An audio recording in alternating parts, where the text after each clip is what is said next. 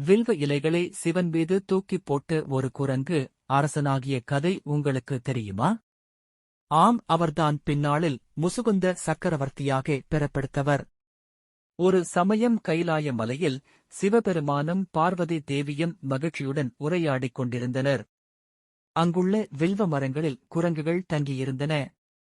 அவற்றில் ஒரு ஆண்குரங்கு ஒன்று வில்வ மரத்தின் இலைகளை ஒவ்வொன்றாக பறித்து கீழே அமர்ந்திருந்த பார்வதி பரமேஸ்வரர் மீது போட்டுக் கொண்டிருந்தது.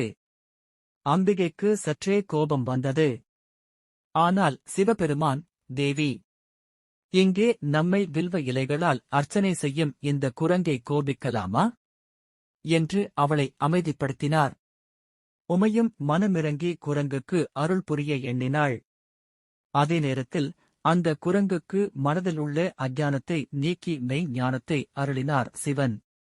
ஞானம் பெற்ற அந்த குரங்கு கீழே இறங்கி வந்து அம்மையப்பனை வணங்கி தனது பிழையை பொறுத்தருள வேண்டியது.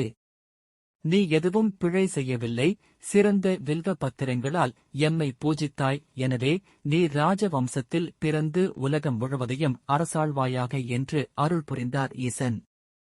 சத்தியம் காக்க தமது செல்வம், ஆட்சி, மனைவி, மகன் அனைத்தையும் இழந்த அரிச்சந்திர மகாராஜா வம்சத்தில் குரங்கு முகத்துடனும் மிக்க அழகுடைய மன்மதனைப் போன்றும் திகழ அந்த குரங்கு பூமியில் பிறப்பெடுத்தது.